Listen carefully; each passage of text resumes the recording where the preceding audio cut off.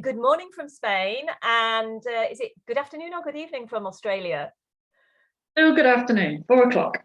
4 o'clock, okay. Hi, anybody who doesn't know me, I'm Lisa. I'm an English teacher and neuro-language coach. And a big part of neuro-language coaching is understanding how our brain likes to learn so that we can learn more effectively.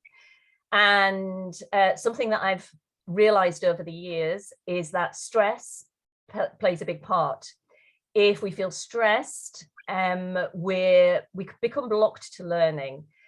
So I'm really interested in finding strategies to help us keep calm and to keep that stress to a minimum so that we can be open to learning, which is why I'm here with my good friend Annie in Australia from the Still Effect, who, let me refer to my notes, because Annie has a long list of things here. She's a TEDx speaker, an author, well-being educator, mindfulness trainer, and this is the important bit, teaches 4 to 90-year-olds to laugh unconditionally.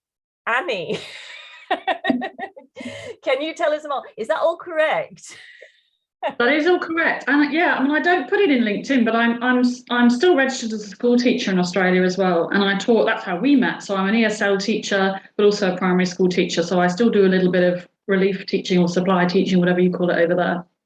Ah, okay, brilliant. Yeah, that is how we met. We were teaching in Barcelona together many years ago. So Annie, what you're here for today is to tell us more about this laughing unconditionally. Yeah, this crazy thing called laughter yoga, which most people don't really know anything about, and it's basically intentional or laughing on purpose without any humor or any jokes. That's the unique part about it. So we're laughing for no reason, and we can learn it through lots of different ways. But basically, my story and how I got into it very quickly is both my parents were diagnosed with dementia back in 2013.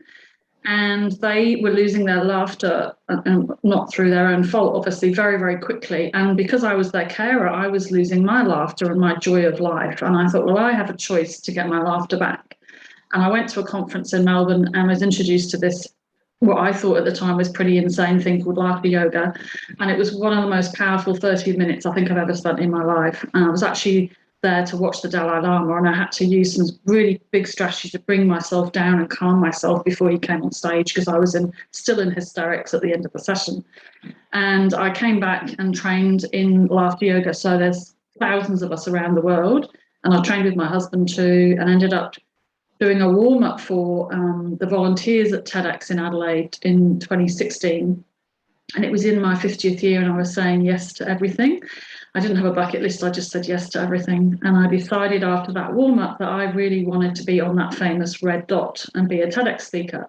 But I needed to work out how to do it through laughter. So I emailed them, applied at the very last minute and said, I bet I can make 1,000 people in the town hall laugh out loud without any jokes. And obviously that got some interest. And I said I only needed 3 minutes. So luckily I got the gig, and they gave me 6 minutes. And you can Google that, TEDx Annie Harvey, and you'll find this pretty insane laughter yoga session. But it's put me on the map with regards to laughter yoga, which is great. And I use it every day, and I'm going to teach you some tools later on how to do it. I know, it's going to be brilliant. Yeah, I do recommend that video because that's kind of my way in. That's when I first heard about laughter yoga.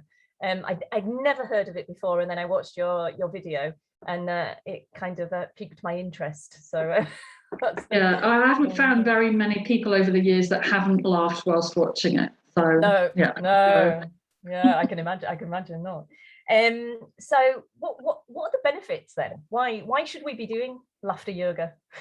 So scientifically, it boosts our immune system, which is what we all need right now in the world, regulates our blood flow. But what the amazing thing is that our body doesn't know the difference between fake laughter and real laughter. So when we're laughing, our facial muscles are moving and our body's moving, and it sends this signal to our brain to say, oh, she must be happy. We're just going to release all these happy hormones. And it literally releases dopamine, which is our kind of reward hormone. Some people would get it from likes on Facebook, for example.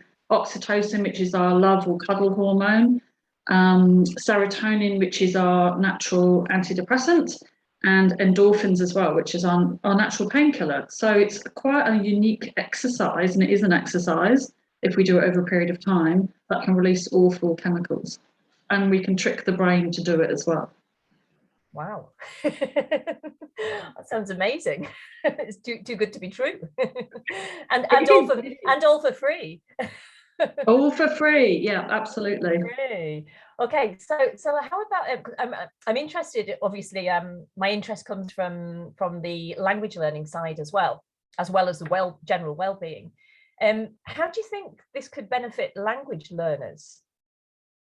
So when I think of it in my own, when I do speak 3 languages, and that was interesting because I looked up even, what the word English synonyms for to laugh, because I'm sure you teach lots of synonyms.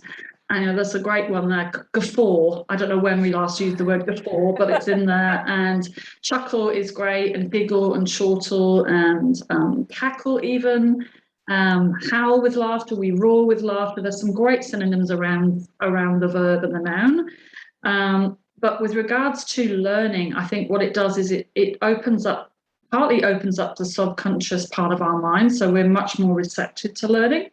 So it's not hypnosis, but it does open up that unconscious mind after a certain amount of minutes laughing, and it creates this amazing positive emotion. And we know that there isn't a huge amount of research on laughter, yoga, and learning languages as such. There's a few people certainly around the world that use it to teach languages. And I have a colleague in Perth that I can refer you to for that. But it's really around positive emotions and opening up that mindset to be able to learn. And, it definitely reduces our stress, which is what you were talking about at the beginning. And the reason it does that, and that's the other unique part about it, is we're often taught, particularly as kids, we're told to calm down, take a deep breath. And it can be quite frustrating when we're stressed to be actually told that, but we're never really taught it. And if you go to a psychologist, you'll be taught this thing called 4-7-8 breathing, and really the 4 and the 8 is the important part. So you would inhale for 4 and exhale for 8. So you're doubling the out breath. Well, that's exactly what we do when we laugh out loud on purpose. So we don't need to think about deep breathing or mindfulness. We just have a good laugh, and we're doing that anyway. So what that's doing is it's calming the amygdala. I know your previous guest was talking about that. It's calming our amygdala, and it's bringing that prefrontal cortex back online, which is our learning and our problem solving, and opens up the hippocampus as well. So I am a mindfulness teacher, but I like to call it mindfulness in motion. And I think for a lot of people, sometimes, even that sounds a bit strange, it's sometimes easier to learn. Mindfulness is really simple, but it's actually quite hard to do on a daily basis. Whereas we don't need to learn how to laugh. We all know how to do it. Yeah. I imagine, you talk about using it. Do you think you can use it with anybody? I mean, you say you use it with 4 to 90-year-olds. Yeah. Well, 93-year-olds. My dad's 93, and I did it at his aged care home recently. So, I would say, there are some people, particularly teenagers I work with, who have some resistance to it. But they join. When I'd say fake it till you make it, they will fake the entire laughter session, which could be 40 minutes, and it's an aerobic activity if you do it for that long. But they fake the whole thing, but they still feel great at the end of it. So even though they're reserved, if they can fake it with their friends, it seems to work. And I was doing some supply teaching in my niece's class actually a couple of years ago. She was in year 6, so the end of primary school here. And I had a week teaching, and I did all the topics I was supposed to teach. And at the end, I said, so what was the best thing about the week? And I happened to have done a 5-minute laughter yoga session with them every day. And they said, the 3 boys put their hands up at the back in the back row and said, the laughter. And I said, well, that's great, but why? And they all said, because you gave us permission to laugh. We get into trouble at school for laughing. And that was just this seed planted of, I'm going to get this to more kids. I'm going to give more people permission to laugh and not feel bad about it, because it's just a wonderful tool that we all have. Yeah, absolutely. We should use the tools that we have. We often forget that we have a lot of resources that are underused, which are within ourselves, and like we said, completely free. we end up paying lots of money to go and do things which maybe don't help us as much as we could be doing things to help ourselves. Yeah, I've got a game that I've created called the Giggle Game, which I'll show you. So I do something different with different age groups. So this is a game with phonics for 3, 4, 5-year-olds, for example, and you would pretend to be a crocodile. What would a crocodile look like when he's laughing? And everyone would just do the activity of being a crocodile and laugh out loud. And that takes some training. I train teachers on how to get the kids to laugh out loud for a little bit longer than they normally would, for example. But we've certainly got tests on that anxiety has reduced. Staff morale has gone up, which is great. But one of the most interesting things for me, and I don't know or you will have children with this, but I don't know what you call it in Spain, with selective mutism. Have you come across that very much? No. Yeah. So that's basically children that elect or select not to speak during the day at school at all. So they'll talk at home, and it's obviously got an anxiety background to it, but they don't talk at all. And funny enough, when I was training to be a school teacher with Spanish, I had a little girl in my Spanish class, and she would join in the Spanish classes, but wouldn't join in any other topic in school. And we've tried this laughter yoga with a couple of 4-year-olds that had that in the kindy.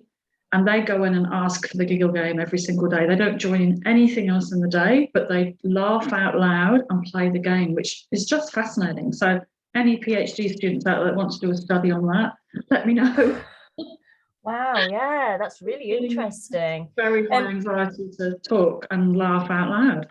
Yeah, I mean, what I do think I do notice is that in language learning, often kids that feel comfortable to speak in their first language, when they come to a language class, feel anxious and don't feel able to speak in that second language, which again is another thing why I got interested in neuro-language coaching, because a huge part of it is not just teaching the vocabulary, the grammar, all the language side. It's actually, looking at helping people to be more self-aware and to be able to manage their emotions so that it doesn't hold them back. Because it's really sad to see kids that could offer so much to class, but because of the anxiety, they're just really quiet. And then when you speak to them one-to-one alone, they're happy to speak and they feel confident. But it's trying to get them to feel confident in that big group setting. So exactly, and I think that's another reason why I created this for children in particular. When I've been a school teacher, I mean, yes, I teach mindfulness, and I get asked a lot to teach mindfulness to school children. And my answer is normally I'll teach the teachers first, because they need to be role modeling. And it's about joining their calm, or teacher's calm, rather than the teacher joining the kids' chaos, as it were. And you'd understand that as a secondary teacher. Yeah. Yeah, that's why I started doing yoga. There are a lot of children who, quite a lot of children with ADHD, certainly any children with trauma in their life, won't be able to sit down and do quiet breathing and visualizations. It's just not possible for them. So I created this thing so they can do the laughter and literally express emotions without having to verbalize it, I suppose, and calm that amygdala, and then they can do some of that calming breathing after it. And that seems to be working quite well for kids with ADHD.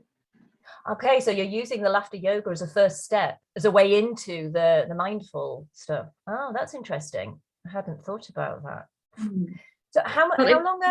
Sorry, it's not easy because it makes a sound. It's not, you can get away with doing mindfulness anywhere, and we don't have to make any noise. But there is a thing called silent laughter, which I'll try with you as well.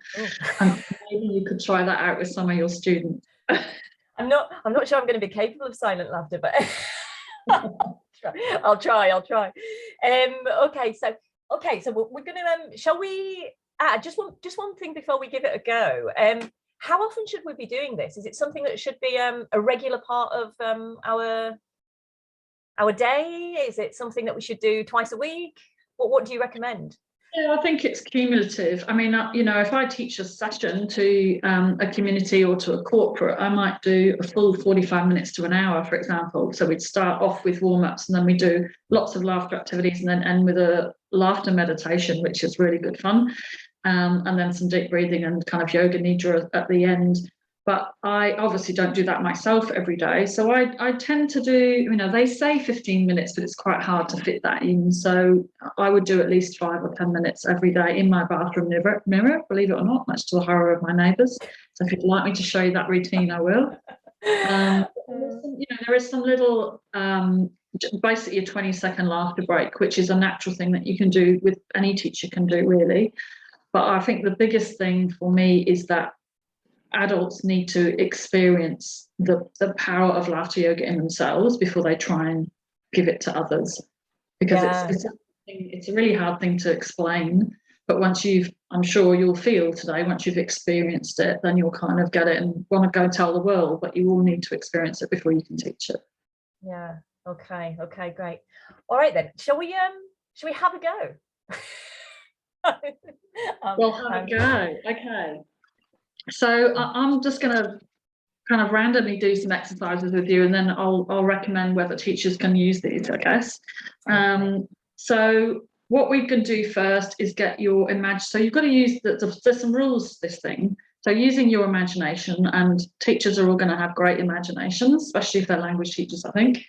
Ideally, we're not going to talk in between the activities, so you're just going to stop and listen to the next instruction. And if we were in a room together, and it works over Zoom, it's just different, you would make eye contact. Now we can't do that because otherwise I'll be looking at that camera instead of your eyes. So it's eye contact. But if you're in a live room with students, then the eye contact is really the thing that creates the contagious laughter. Okay. But imagination, playful, kids apparently laugh 300 or 400 times a day, and we laugh as adults 15 if we're lucky, probably at the moment.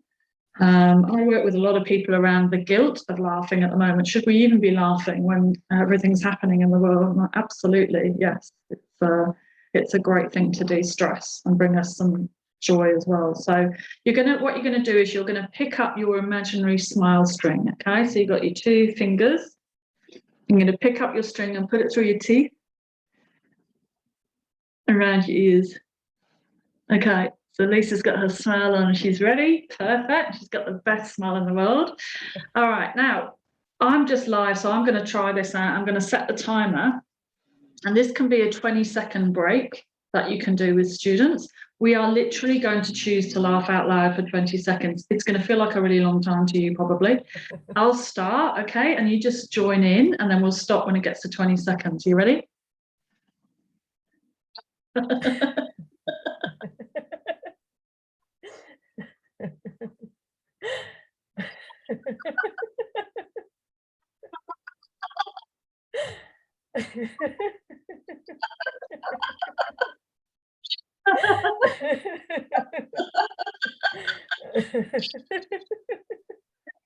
Well done. I mean, I love the fact that you still kept your smile string on. I didn't know if I was supposed to keep my smile string on or not. That was part of the thing that was keeping me laughing, I think. There you go. You see, I didn't give you explicit instructions as a teacher. That's so funny. Okay, I'm going to look really silly, aren't I? But never mind. Yeah, so you can do that. And the other thing is, so we'll take your smile string off, but if you were using this in your bathroom mirror every day, instead of picking up your dental floss, you would pick up your mental floss. So you're going to pick up your mental floss and you're going to thread it through your ears. I'm not sure how I do that. Floss, that stinking thinking, which is all the mind chatter, is the stuff that creates so much more stress for us. I'm just going to laugh out loud because you can.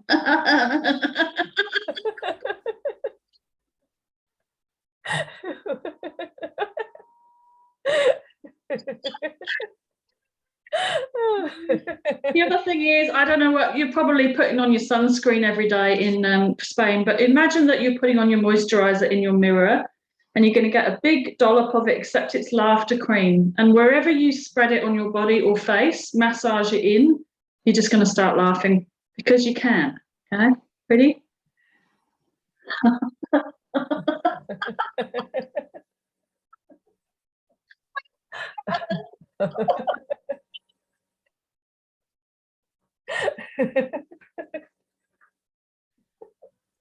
I will do one. This is before we do the silent one, and we'll finish with the silent one.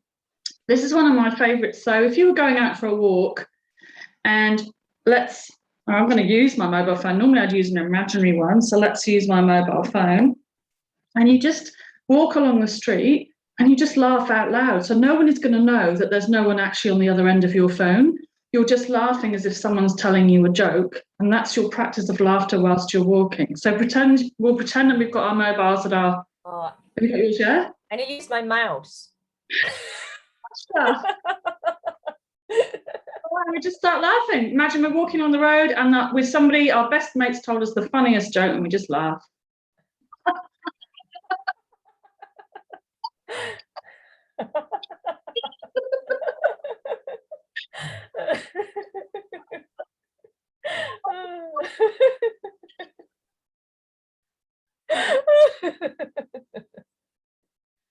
Brilliant. Okay. Well, I forgot to This is crazy.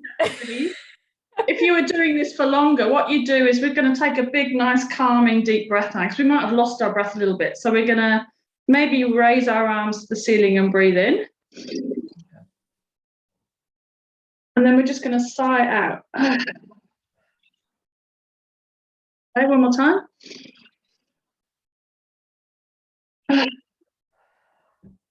Beautiful. You can also put, if you're a teacher, you can put in positive affirmations. So in the laughter yoga world, we would do very good, yay, or we do very good to the students, and then very good to ourselves. So you're putting in those positive affirmations as you go through your lesson as well.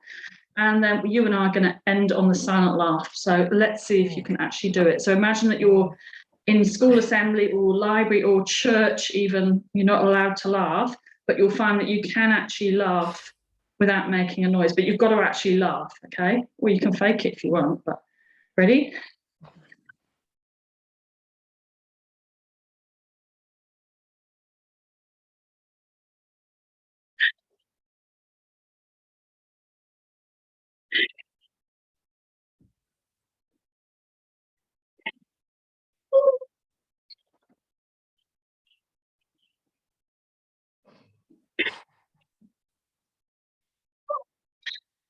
That was the question I was asked all those years ago. When was the last time you laughed where your tummy hurt? And my tummy just hurt doing that, and that was silent laughter.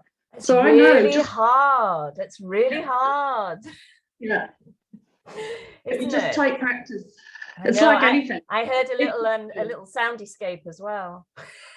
That's even funnier. Oh. If you think about what you've just done, that laughing, even laughing silently, you were breathing out much longer than you were breathing in. So once you've done that longer exhalation from just going that, when you breathe in, you're taking in even more oxygen, and that's the thing that's doing the work. Because that's what I do that in yoga. In yoga, the breathing exercise is when you breathe you breathe out for longer than you breathe in. Yeah. Pretty hard to get your students to all do yoga with you. Yeah. So these are all super easy. Yeah, and there's literally thousands of laughter activities, literally thousands of them. You just make up anything. So for example, if you pick a chore in your week that you least like, so mine is vacuuming. Saturday morning, I actually look forward to my vacuum because I literally laugh all the way around. Every room, as I vacuum, I laugh. And I might not even feel like it. Let's say I've had a really bad news or something like that.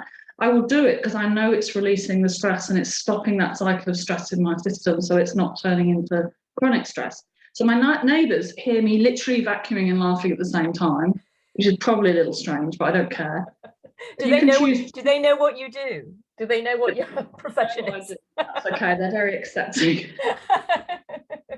Laughing at mistakes is a really great thing. We're just so hard on ourselves, but if we can, if you make a mistake, which often we do when we're speaking languages, if you can laugh at it, you're literally laughing at yourself as opposed to that inner critic that's telling us all these awful things all the time. We've all got one.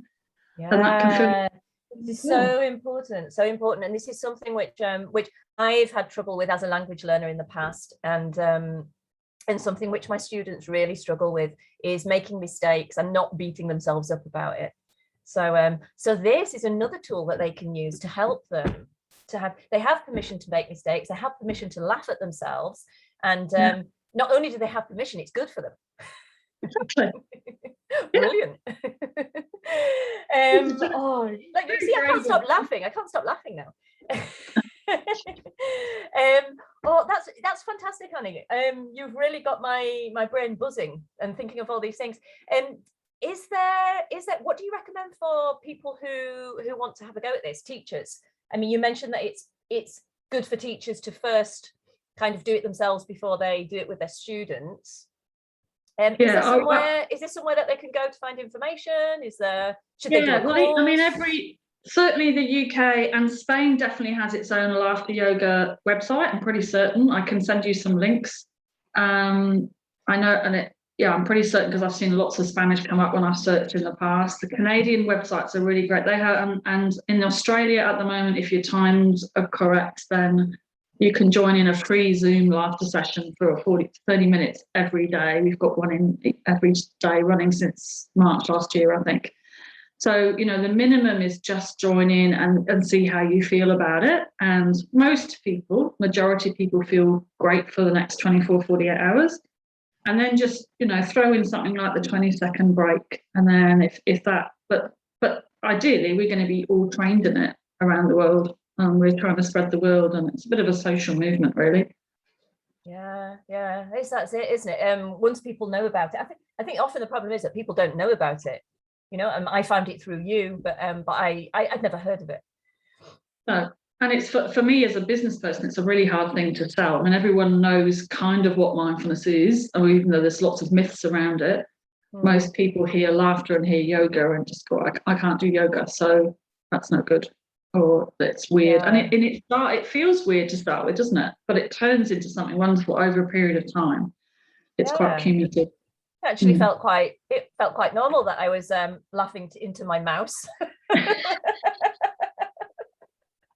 There you go. Just imagine that. You could and they've got to name what you're actually, so it's not a mobile, so they've got to tell you in English that you're not laughing in your phone, you're laughing into your mouse, Lisa, and you just laugh with it. Exactly. Brilliant. Well, I feel ready for the day now. I don't know about you. Oh no, it's the end of your day. You're ready for bed.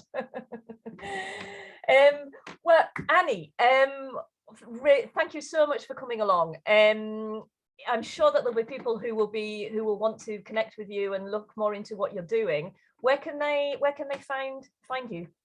So you can find me on Instagram at The Still Effect, and my website's thestilleffect.com.au. Right. Lots of information, and watch the TEDx talk. That's the best way to start. Yeah, watch the TEDx talk, and I can see actually behind you, you've got your book there, which is brilliant as well. I've forgotten the title. Sorry. What's it called? Book of Still.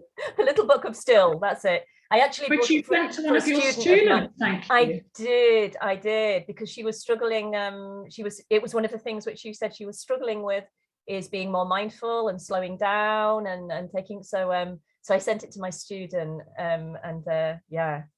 hopefully she's making good use of it. It's prompted me to think maybe I should get it translated as well. Yeah, absolutely. I think more people need to read it. So the more languages, the better. Well, Annie, thanks for coming along. Obviously, I'm going to put this video up so everybody can see it, and I'll probably write a blog post too. So I'll put all those links in there. People will be able to find out where they can go and find out more information if they want to give it a go, which I think they should. Beautiful. It's been so good to laugh with you. It's been a long time. It's been a long time. It has. And you need to come over to Spain and we need to catch up. Yeah. Let us out of the country. There's a laugh in itself. Stuck in the country laugh. Yeah. Get out the country and let's do some laughing. Yeah, that would be great. Thanks, Lisa. Okay. Thank you very much, Annie. See you soon.